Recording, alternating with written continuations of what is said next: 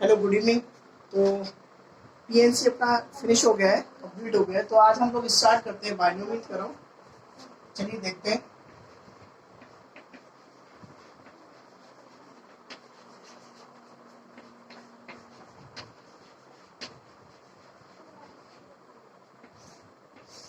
Binomial theorem. अच्छा, ये binomial theorem का लेक्चर फर्स्ट है। और मैं मेंशन भी कर देता हूँ कि कौन सा लेक्चर है। लेक्चर फर्स्ट है बाइनोमियल थ्योरम का। पहले मीनिंग समझते हैं कि बाइनोमियल थ्योरम होता क्या है। बाइनोमियल क्या होता है ये देखते हैं। बाइनोमियल होता क्या है।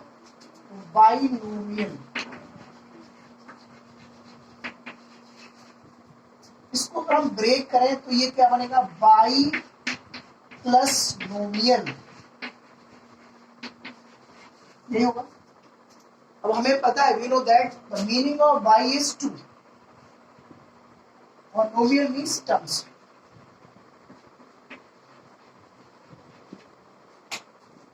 बाइनोमियल का मीनिंग क्या हुआ, जिसमें वो एक्सप्रेशन या इक्वेशन जिसमें दो टर्म्स आते हो वो आपका बाइनोमियल होता है। क्लियर है। अच्छा, अब आगे चलते हैं। थ्योरम पर भी बात करेंगे हम लोग, बाइनोमियल थ्योरम। अच्छा, इस चैप्टर को शॉर्ट में हम लोग बीटी भी बोलते हैं। BT means binomial theorem. BT means क्या होता है, बाइनोमियल थ्योरम। अच्छा, देखते हैं। तो कुछ एग्जांपल्स देखते हैं। x प्लस वाई, इसमें कितने टर्म आ रहे हैं, टू। इसमें टू टर्म्स है तो ये क्या होगा, बाइनोमियल।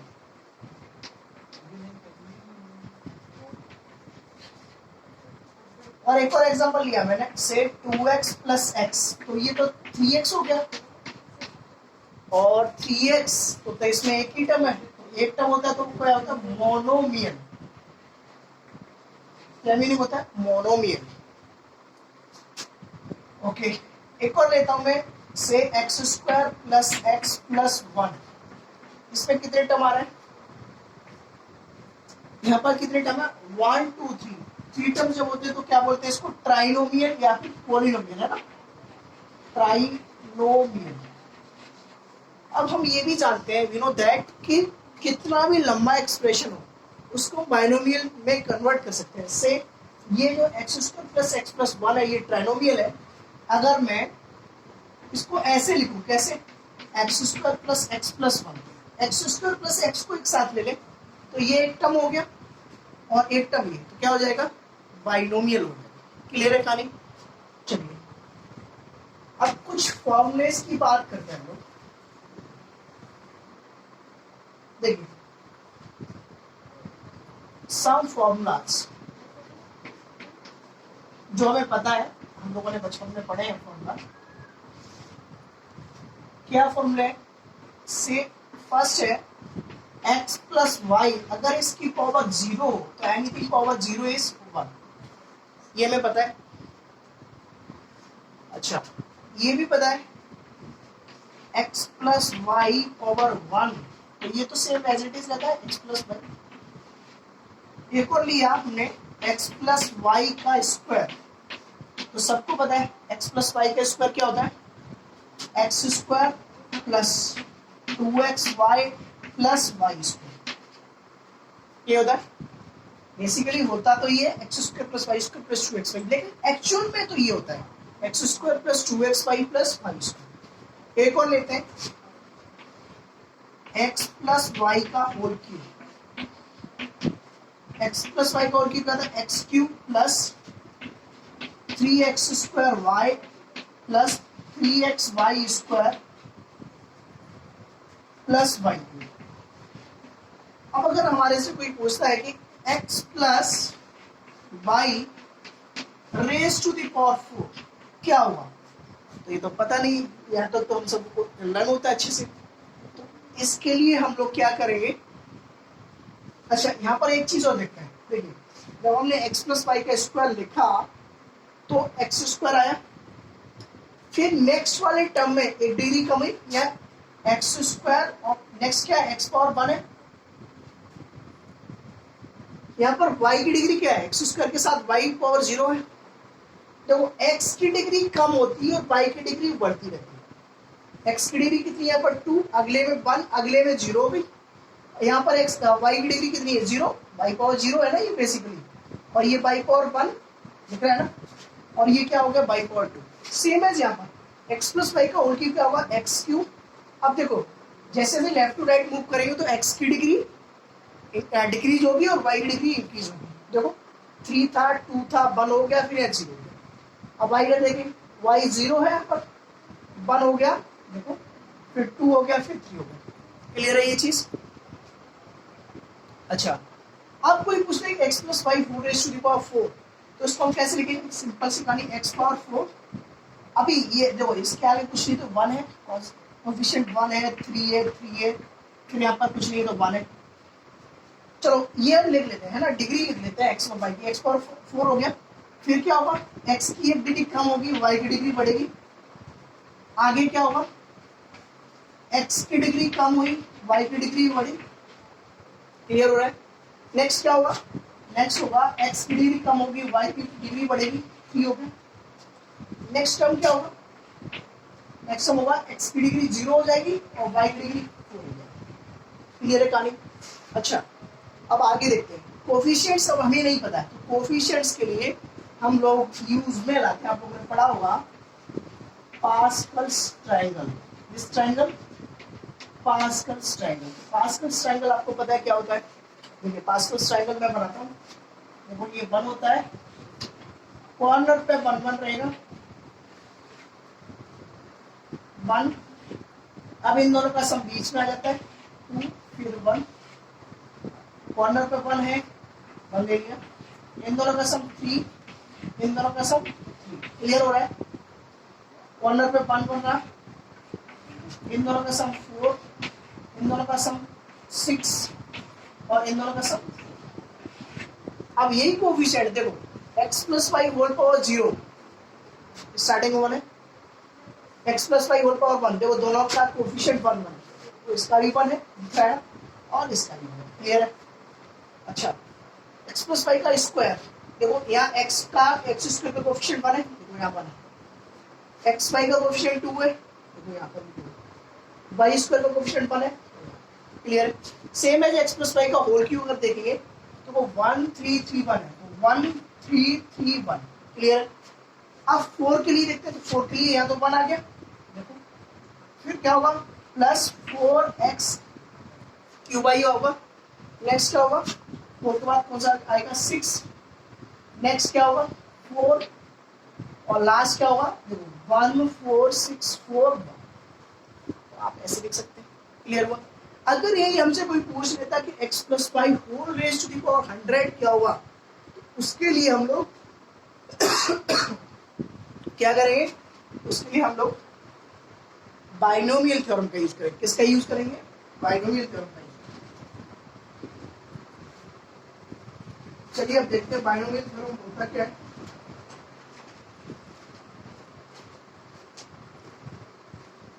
तो लेकिन अब डालें heading binomial theorem,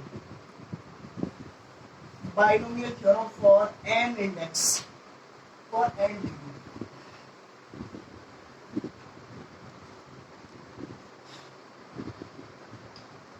binomial theorem short में लिखना है BT।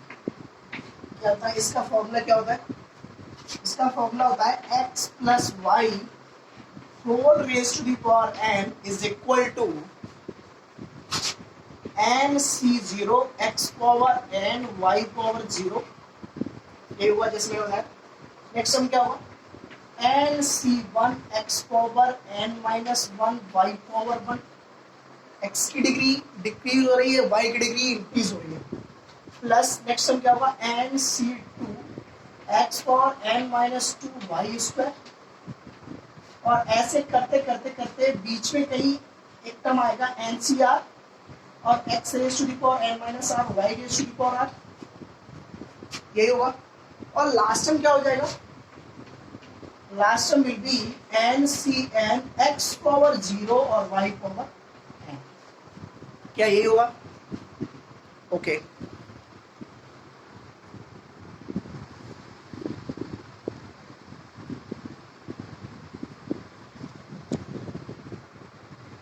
ओके, यही होगा।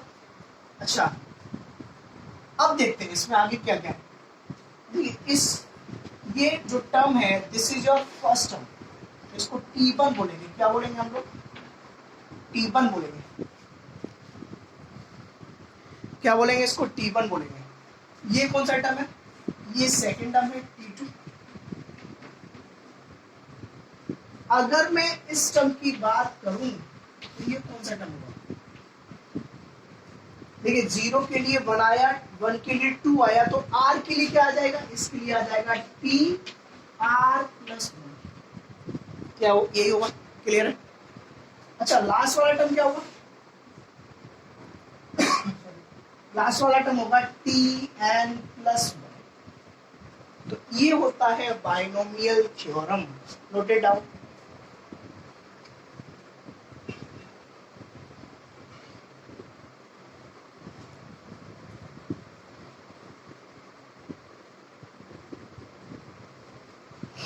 नोट कर लिया? अच्छा, इसमें कुछ कुछ सिंबल्स भी है, लिख लें आगे।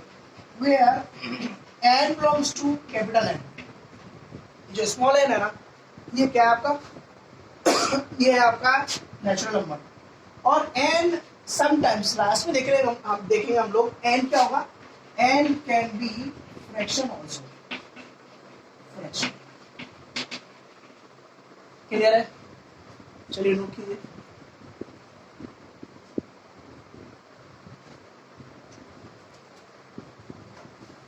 नोट कर लिया क्या? चलिए आगे चलते हैं। एक नोट डालेंगे यार, कुछ इंपॉर्टेंट पॉइंट्स हैं उनको लिखते हैं हम लोग।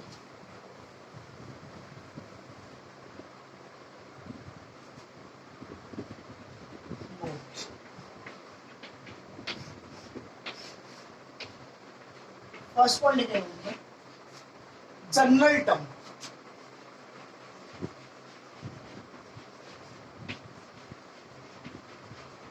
जनरल टर्म क्या होता है? जो अभी हमने देखा, क्या होता है general term? N c r x raise to the power n minus r y raise to the power r. यही होता है। इसमें वैल्यू रखते जाओ अपने आप। First term, second term, third term, इस तरह से आता है। ठीक है, फर्स्ट पॉइंट। अच्छा, जो फॉर्मूला लिखा था x plus y whole raise to the power n के लिए, ये हमने एक्सप्रेशन देखा था अभी, n0 x power n by power 0, इस तरह से था ना, n c1 x power n minus 1 by power 1। इसको हम ऐसे भी लिख सकते हैं। कैसे? x plus y abbreviated form, short form में कैसे लिखेंगे? Summation n c r x power n minus r y power, और आर कहां से कहां तक वेरी करेगा? 0 से लेकर के 1। क्लियर कहानी? देखो 0 डालोगे n c 0, x power n y power 0। Clear है कहानी? ये सेकंड पॉइंट नोट करें। अच्छा, थर्ड पॉइंट देखें। थर्ड पॉइंट क्या है? किसी भी फॉर्मूले का जब आप एक्सपेंशन करेंगे तो जो नंबर ऑफ टर्म्स होते हैं वो एक ज्यादा आता है। Number of terms will be n plus 1। इसके लिए for x plus y whole raise to the power n, number of terms क्या होंगे? n प्लस 1 होंगे। कैसे? अभी हमने देखा था x, एक एग्जांपल ले लेते हैं। x plus y whole square क्या होता है? X square plus 2x y plus y square. क्या यही था? देखिए यहाँ पर पावर कितनी है? 2 है, तो नंबर ऑफ टर्म्स कितना है? 1, 2 और 3। एक टर्म ज्यादा। प्लीज ये तीनों पॉइंट्स नोट कीजिए और हम इन पे क्वेश्चंस करेंगे। Note it down.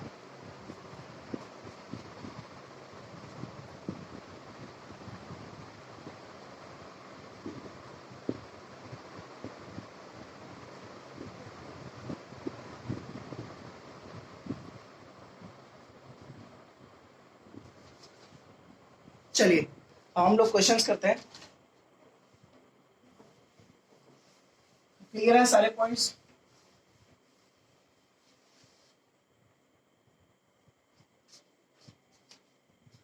क्वेश्चन है नंबर ऑफ टर्म्स इन पहले सिंपल क्वेश्चन लेते हैं, x plus y plus z का होल स्क्वायर। बहुत सिंपल क्वेश्चन है। देखिए, तो अगर मैं इसको एक्सपेंड करूंगा तो ये क्या बनेगा, ये तो सिंपल क्वेश्चन है, x plus y plus z का स्क्वायर इज इक्वल टू क्या होगा, x square plus y square plus z square plus 2xy plus 2yz plus 2zx। कितने नंबर ऑफ टर्म्स हो गए, 1 2 3 4 5 6। सो नंबर ऑफ टर्म्स कितने हो गए, 6। क्लियर। अच्छा, इसी क्वेश्चन को अगर मैं थोड़ा सा बड़ा कर देता हूं,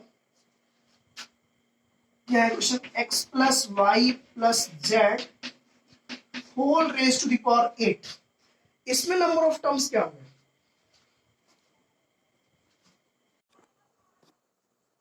चलिए इस क्वेश्चन को देखते हैं। X plus y plus z is raise to the power 8, इसमें नंबर ऑफ टर्म्स पूछे तो ये question same is as that x और वाई और जेड एक बैगर की तरह काम कर रहे हैं। किस तरह से वर्क कर रहे हैं, all three are working like as a bagger.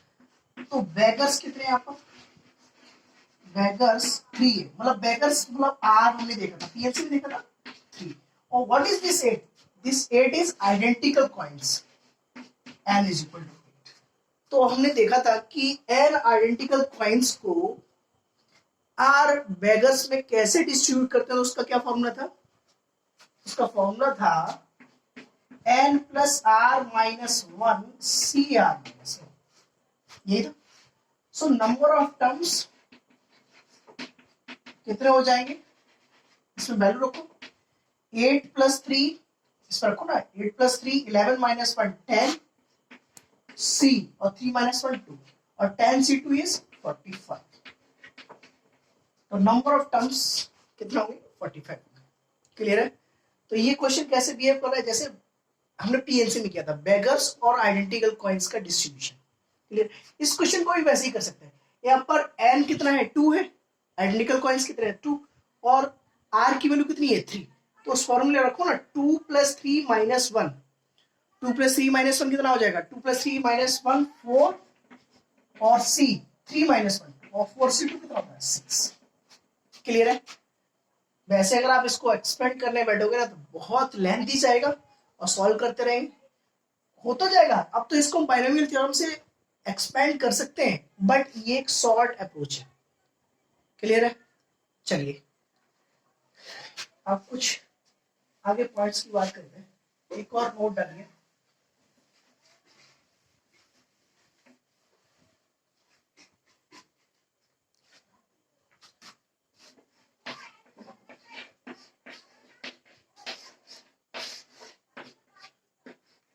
First point है sum of,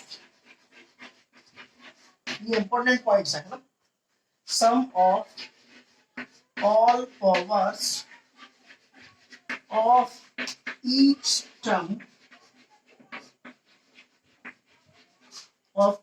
term in x plus y whole raised to the power n is n। क्या मीनिंग है इस पॉइंट का, x plus y whole raised to the power n का जब हम expansion करें तो सारे टर्म्स का की डिग्री का सम, सारे टर्म्स की डिग्री या पावर का सम क्या होता है, n होता है। जैसे देखो x plus y whole raise to the power n का एक्सपेंशन लिख देता हूं मैं, क्या है nc0 x power n y power 0 प्लस nc1 x power n minus 1 y power 1। इस तरह से देखो एक ये टर्म है और एक ये टर्म है, इन दोनों की डिग्री, इसकी डिग्री n है, इसकी डिग्री क्या है 0, तो n प्लस 0 कितना आ गया n। यहाँ पर देखो इसकी डिग्री n माइनस 1 है, इसकी डिग्री 1 है, तो n माइनस 1 प्लस 1 कितना हो गया n आ गया। तो यही सारे पावर्स, सारे जो हर एक टर्म है उसकी, उसके अंदर जो भी ये वेरिएबल्स है उनकी डिग्री का सम कितना होता है n होता है। क्लियर है। सेकंड पॉइंट है ये जो है ना nc0 nc1 nc2 nc0 nc1 nc2 और delta s n c n are called as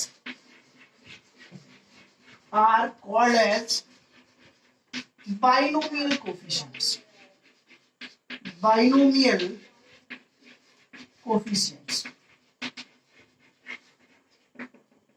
NC0, NC1, NC2 को हम लोग क्या करते हैं, इनको बोला जाता है बाइनोमियल कोफिशिएंट्स। अच्छा, इसको ना हम शॉर्ट में भी आईआईटी वाले क्या यूज करते हैं, आईआईटी वाले ये यूज करते हैं C0, NC0 को C0, C capital zero suffix में, C0, C1, C2 up to C, इनको क्या बोला जाता है, बाइनोमियल कोफिशिएंट्स। नोट करें।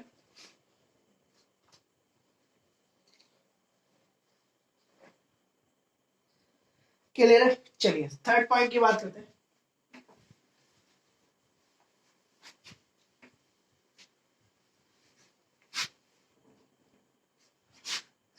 थर्ड पॉइंट है सम ऑफ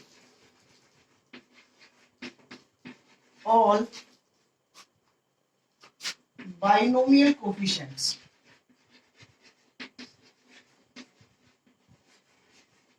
क्या मतलब, C0 plus C1 plus C2 plus up to Cn, और ये इक्वल होता है, क्या होता है, 2 raise to the power n, 2 raise to the power n। कैसे होता है, प्रूफ देखते हैं। सिंपल सी कहानी, जितने भी वेरिएबल्स हैं उन्हें 1 सब्स्टिट्यूट कर दो। तो जैसे ही हम इसमें 1 सब्स्टिट्यूट करेंगे, वेरिएबल्स क्या क्या है, x और y, तो put x equal to y is equal to 1, because ये एक आइडेंटिटी है। क्या ये आइडेंटिटी है, तो हम कुछ भी अपनी तरफ से सब्स्टिट्यूट कर सकते हैं। तो जैसे ही x equal to 1 equal to x equal to y equal to 1 put करेंगे, तो x प्लस वाई मतलब 1 plus 1 2 raise to the power n हो जाएगा। क्या हो जाएगा, 2 raise to the power n। और राइट साइड में क्या होगा, रखो यहाँ 1, ये 1 हो गया, ये भी 1 हो गया, ये 1 हो गया, तो राइट साइड में क्या आएगा, NC0, NC1, NC2 और कहां तक, NCn। क्लियर है? ओके।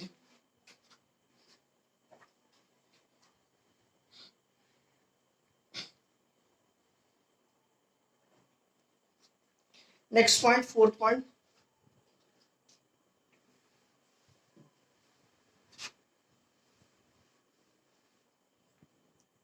है sum of all coefficient.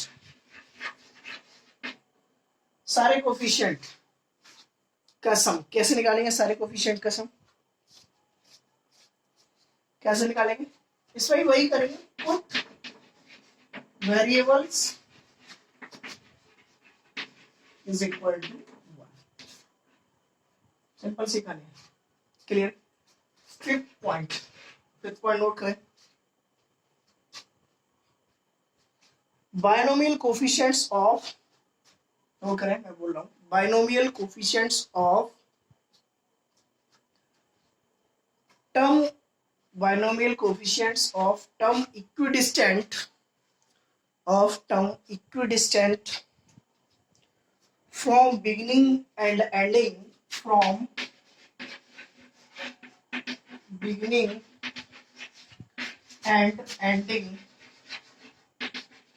are equal। क्या मीनिंग इस चीज का, देखिए लास्ट टर्म क्या है, लास्ट टर्म है NCn x power 0 y raise to the power n। इसका मतलब ये है कि बिगिनिंग बाइनोमियल कोएफिशिएंट क्या है यहाँ पर, x NC0, यहाँ पर क्या है बाइनोमियल कोएफिशिएंट NCn, मतलब NC0 क्या किसके इक्वल होगा, NC0 is equal to NCn। Clear? यही बोला, एंड से और बिगिनिंग से इक्वल होते हैं, इक्विडिस्टेंट पर होते हैं। इक्विडिस्टेंट मीन इक्वल होते हैं।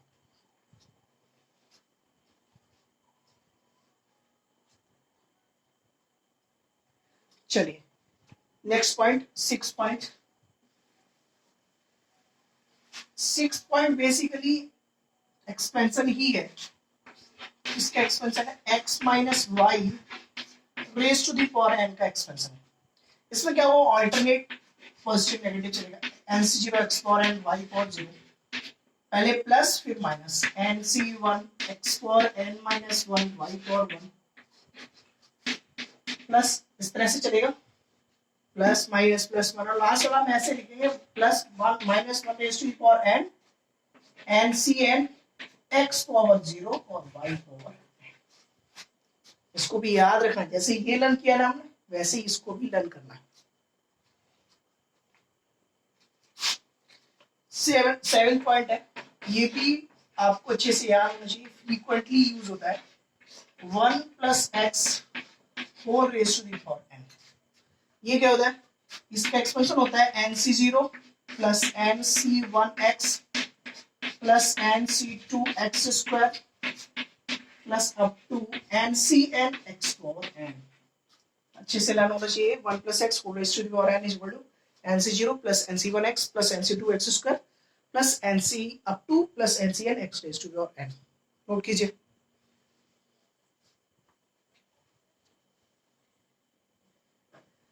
सेवेंथ के बाद 8 पॉइंट है, ये भी इंपॉर्टेंट है।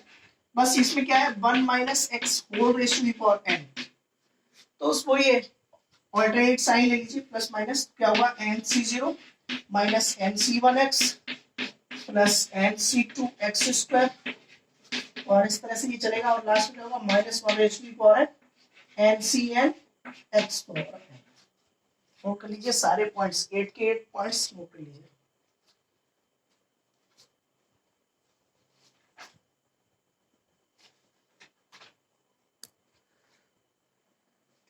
चलिए अब हम क्वेश्चंस की तरफ मूव करते हैं।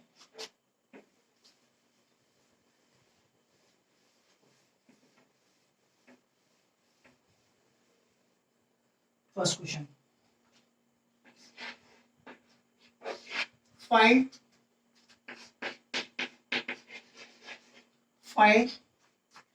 Coefficient of x raised to the power 6 in 1 plus 3x plus 3x square plus x cube whole raised to the power 15। इस के एक्सपेंशन में x raised to the power 6 का कोफिशिएंट बताना है। कीजिए।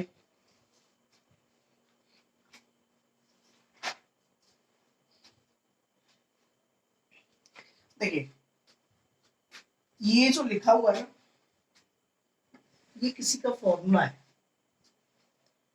ये कुछ नहीं है, ऐसा लग रहा है कि बहुत बहुत लेंथी है, ये कुछ नहीं, ये फॉर्मूला लिखा हुआ है। किसका फॉर्मूला है, ये फॉर्मूला है 1 प्लस एक्स का होल क्यूब का। तो ये 1 plus x whole raise to the power 3 और whole raise to the power 15, ये हो गया।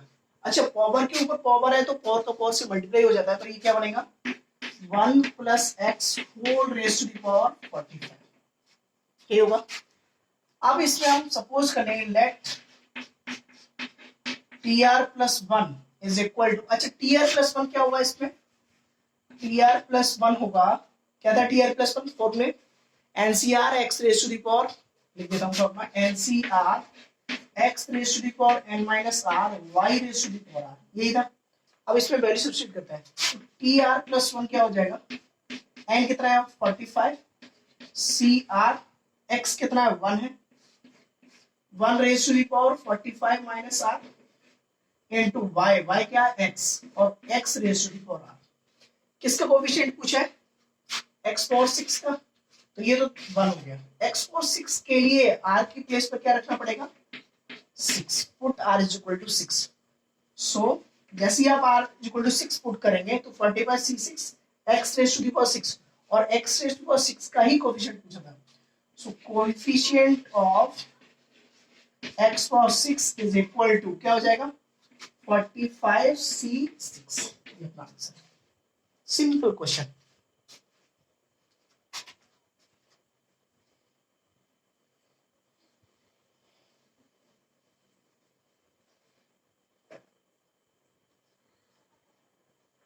चलिए नेक्स्ट क्वेश्चन करते हैं जो आईटी में पूछा है।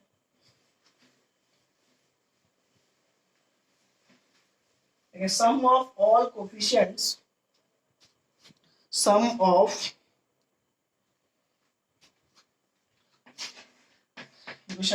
sum of all coefficient of 1 plus x minus 3x square whole raised to the power 2163 whole raised to the power 2163। तो जब भी सारे कोफिशिएंट का सम पूछा जाए तो मैंने क्या बताया था, जो भी वेरिएबल्स हैं उनको क्या पुट करना है, 1। तो put x is equal to 1, x equal to 1 put करेंगे तो क्या बन जाएगा, ये एक्सप्रेशन होगा 1 plus 1 minus 3 whole raise to the power 2163। अच्छा 2 minus 3 minus 1 minus 1 raise to the power 2163। अच्छा minus 1 raise to the power odd है तो आंसर क्या होगा -1। कितना सिंपल क्वेश्चन आईटी में पूछा गया है।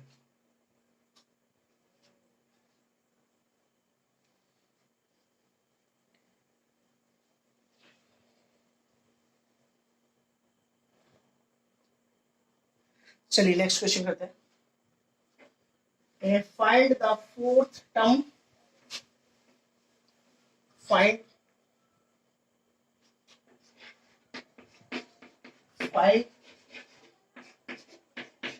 fourth term in expansion 2x minus y upon 2 whole raised to the power 7। इसमें फोर्थ टर्म पूछा है, चलिए देखते हैं क्या हुआ फोर्थ टर्म। तो टी आर प्लस 1 लिखते हैं इसके लिए। तो टी आर प्लस 1 क्या आएगा इसके लिए, n, the value of n is 7 in the question, 7CR 2x raised to the power 7 minus r into y के बेस पर क्या है y by 2 और raised to the power r। Fourth term के लिए r के प्लेस पर क्या आना चाहिए, t4 के लिए, फॉर t4 पुट r के प्लेस पर क्या पुट करने करें जिससे फोर्थ बने t4 बने, r के प्लेस पर 3 पुट करेंगे। सो t4 इज इक्वल टू क्या बन जाएगा 7c4 2x raise to the power 7 minus 3, sorry 3 है ना, 7c3 7 minus 3 is 4 into y upon 2 raise to the power 3। ये फोर्थ टर्म, सिंपल क्वेश्चन। और ये एनसीईआरटी में भी है, सीबीएसई बहुत फ्रीक्वेंटली ऐसे क्वेश्चन पूछे जाते हैं, fourth term, find fourth term या फिर फाइंड कोफिशिएंट ऑफ दिस इस तरह से।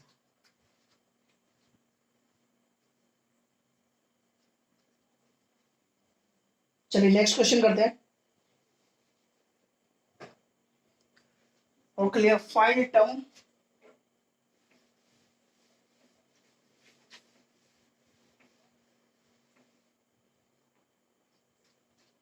find term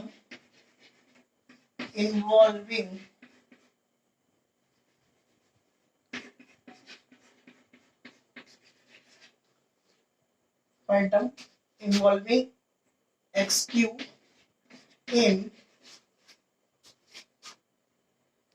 2x square minus 1 upon 3x whole raised to the power 6। क्या बोला क्वेश्चन में, क्वेश्चन में बोला है कि एक्स क्यूब का कोफिशिएंट्स बताना है। ये जो लैंग्वेज है ना इसका मेन क्या कोफिशिएंट पूछा है। तो सिंपल सी कहानी है, क्या करेंगे हम लोग इसके लिए टी आर प्लस 1 लिख देंगे। टी आर प्लस 1 क्या आएगा इसके लिए, t r plus 1 be 6CR 2x square raise to the power 6 minus r into minus 1 upon 3x raise to the power r। अब इसको सॉल्व करते हैं, कैसे सॉल्व करेंगे, 6CR 2 raise to the power 6 minus r separate out कर दिया मैंने, और x raise to the power 2 और ये तो मल्टीप्लाई कर दिया, पावर के ऊपर पावर है तो ये हो जाएगा 12 माइनस 2r, क्लियर है, into minus 1 upon 3 raise to the power r तो अलग है, और 1 upon x raise to the power r है, तो x को ऊपर ले जाएंगे क्या मिलेगा, x raise to the power minus r। देखिए अब ये x raise to power 12 minus r है और यहाँ पर x raise to power r है, माइनस r है सॉरी, तो ऐड हो जाएंगे, तो ये क्या बन जाएगा basically 6CR 2 raised to power 6 minus r multiplied with minus 1 over 3 whole raised to the power r, ये बन जाएगा x raised to the power 12 minus power का जब बेस सेम होते तो पावर ऐड हो जाती, 12 माइनस 2r माइनस r, तो कितना हो जाएगा 12 माइनस 3r। क्लियर है? ओके। अच्छा, अब x क्यू का कोएफिशिएंट पूछा तो इसके प्लेस पर 3 होना चाहिए। For x cube coefficient put 12 minus 3r is equal to 3 होना चाहिए। ओके, तो 3r कितना आ जाएगा? 3r is equal to 9, so r is equal to 3। r is equal to 3 यहाँ पर पुट करेंगे तो अपना आंसर आ जाएगा, कोएफिशिएंट आ जाएगा। तो कोएफिशिएंट कितना आ जाएगा? ये कोएफिशिएंट आ जाएगा, r की वैल्यू क्या पुट कर देंगे? 3। अच्छा क्वेश्चन था और जेई में पूछा हुआ क्वेश्चन और सिंपल क्वेश्चन है, please note it down.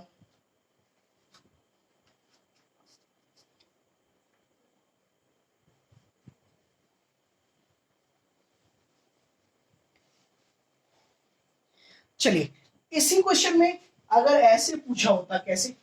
Find a term involving x raise to the power 0 in this expansion.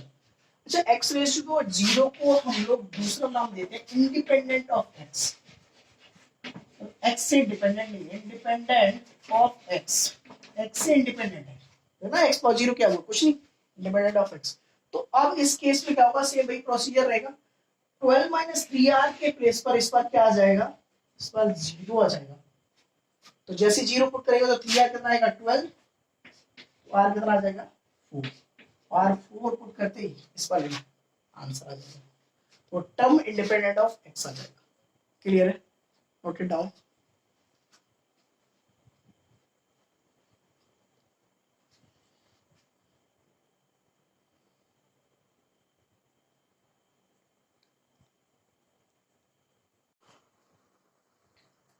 चलिए नेक्स्ट टॉपिक देखते हैं, middle term.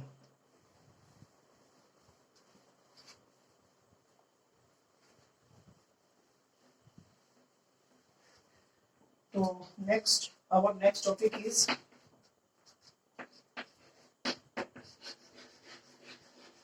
middle term। Case first है मिडिल टर्म में।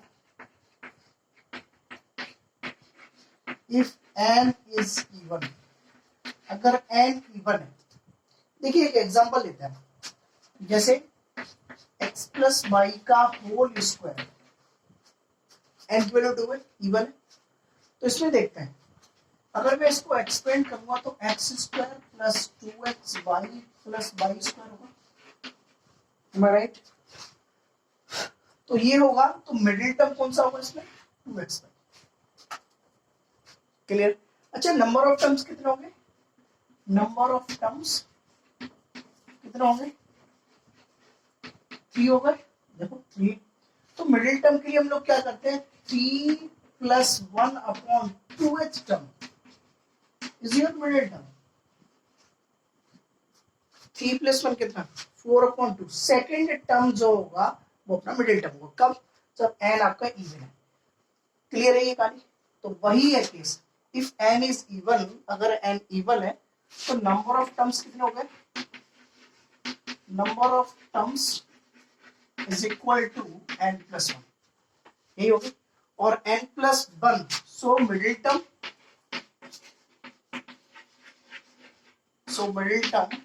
क्या होगा? Middle term is equal to n plus 1 plus 1, देखो ना इसको, अपॉन 2h टर्म।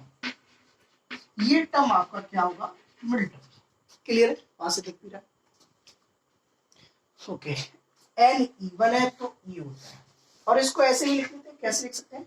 इसको ऐसे लिख सकते हैं, n upon 2 plus 1h term. देखो ना, n प्लस 2/2, तो सेपरेट आउट कर दिया, n अपॉन 2 प्लस 1। अब इसको कैसे निकाल लेंगे? n अपॉन 2 प्लस 1 टर्म को कैसे निकालेंगे? t(n/2 प्लस 1) क्या हो जाएगा? ये सेम वही है, tr प्लस 1 जैसा, nc(n/2) ncr x raise to power n minus r, तो n माइनस n/2 कितना हो गया? n/2 into y raise to the power, तो ये आपका टर्म इस तरह से लिखेगा। क्लियर है? चलिए नोट कीजिए, अब हम लोग इवन की बात करेंगे।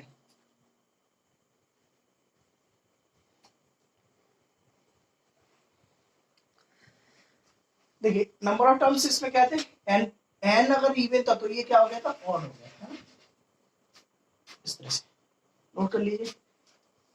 चलिए नेक्स्ट केस सेकंड लेते हैं।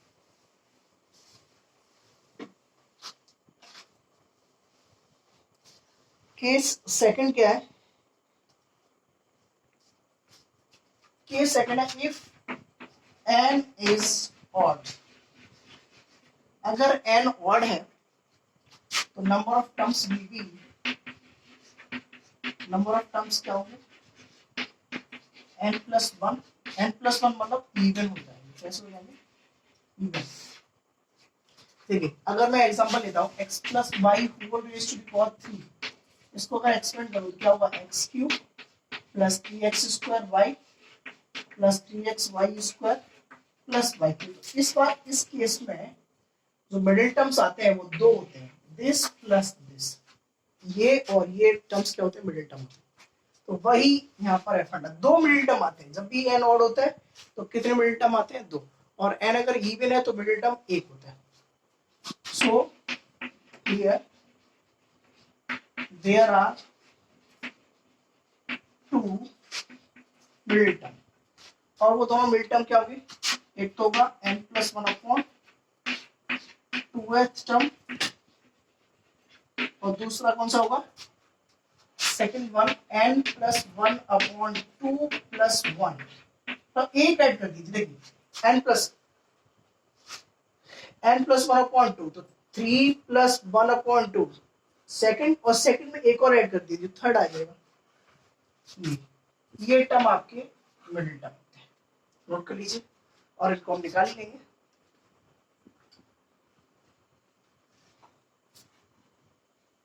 चलिए अब क्वेश्चन करते हैं। तो याद रखना है कि जब भी n अगर इवन है तो एक मिडिल टर्म आता है, और n अगर ऑड है तो दो मिडिल टर्म आता है। क्वेश्चन करते हैं, find middle term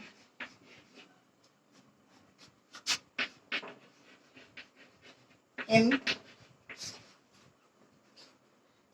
2x square minus 1 upon 3x, 2x square minus 1 upon 3x whole raised to the power 11। इसमें आपसे क्या पूछा है, इसमें मिडिल टर्म पूछा है, करते हैं। सिंपल सी कहानी है इसकी, n कितना है 11, और 11 कैसा है, ऑड है।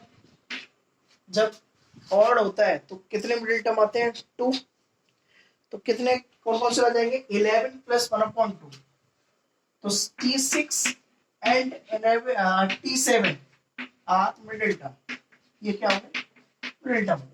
लिख रहा है ना फॉर्मूले से, n प्लस 1 अपॉन 2 और n प्लस 1 अपॉन 2 प्लस 1, ये टर्म क्या है, मिडिल टर्म। तो T6 निकालेंगे, T6 कैसे निकालेंगे, T5 प्लस 1 करके, और TR प्लस 1 का फॉर्मूला हमें पता ही है, N CR 2x square raised to the power 11 minus 5 into minus 1 upon 3x whole raised to the power r 5। This is your T6।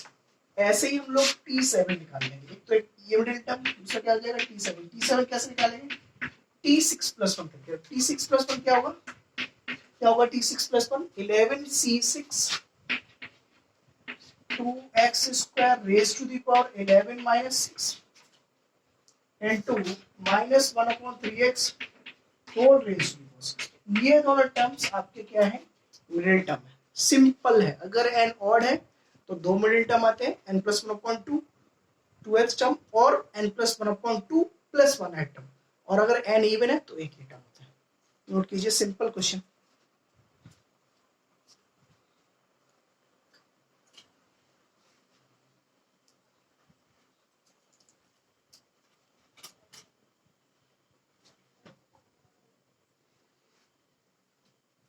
चलिए नेक्स्ट क्वेश्चन करते हैं। फाइंड कोफिशिएंट ऑफ, क्वेश्चन को कीजिए, find coefficient of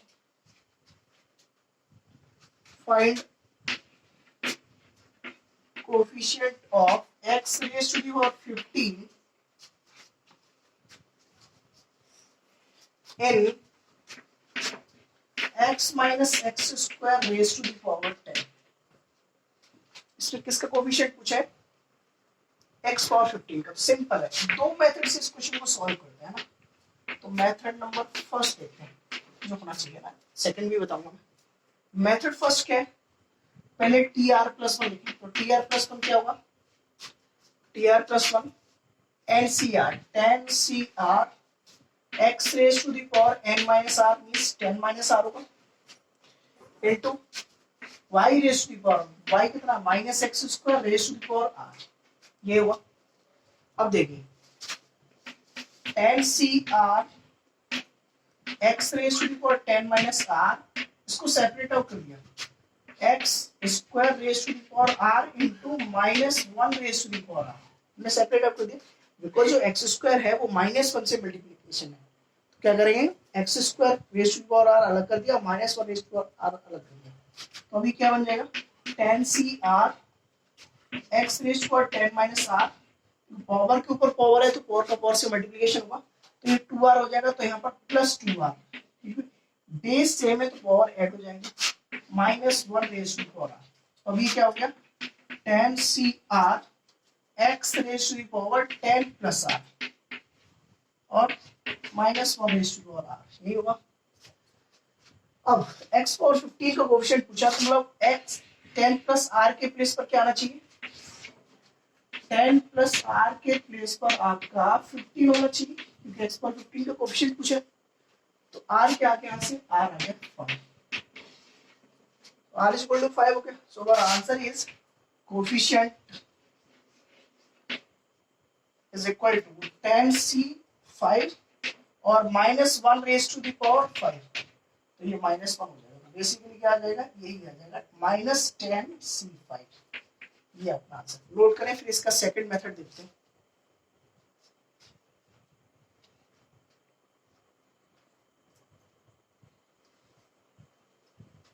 चलिए इसका second method क्या है वो देखते हैं।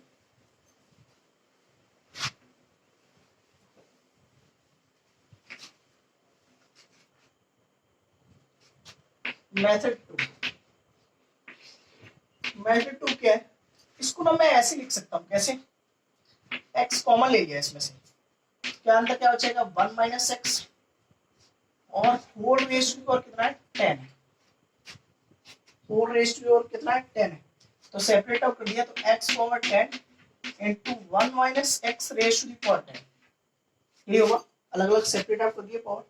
अब आपको यहाँ तो x पावर 10 दिख रहा है, बट यहाँ पर चाहिए क्या? x पावर 15 का कोएफिशिएंट चाहिए। तो इस वाले से आपको बेसिकली x पावर 5 का अगर कोएफिशिएंट मिल जाए तो इसका कोएफिशिएंट इनटू इसका कोएफिशिएंट आपका आंसर आ जाएगा। तो इस वाले एक्सप्रेशन में आपको बेसिकली x पावर 5 का कोएफिशिएंट चाहिए। चलिए करते हैं इसके लिए। For 1 minus x 4 raise to power 10 के लिए हमने tr+1 लिखा। तो tr+1 क्या होगा? tr+1 is equal to NCR 1 raise to the power 10 minus r into minus x raise to the power r, ये होगा। ये तो 1 हो गया और इसको अलग अलग कर दिया, तो 10CR x raise to the power r into -1 raise to the power r, ये होगा। x पावर 5 को चाहिए, तो r के प्लेस पर 5 पुट कर दिया। तो r के प्लेस पर 5 पुट करेंगे तो क्या हो जाएगा? 10C5 और -1 रेज़ टू पावर 5 -1, तो ये माइनस आ जाएगा। अच्छा, इसका कोएफिशिएंट कितना? 1 और इसका कोएफिशिएंट कितना आ गया? -10C5, तो दोनों का मल्टीप्लिकेशन करके ओवरऑल कोएफिशिएंट कितना आ जाएगा? -10C5, ये अपना आंसर। नोट कीजिए, बहुत सिंपल क्वेश्चन है और ऐसे क्वेश्चन जेईई में बहुत पूछे जाते हैं।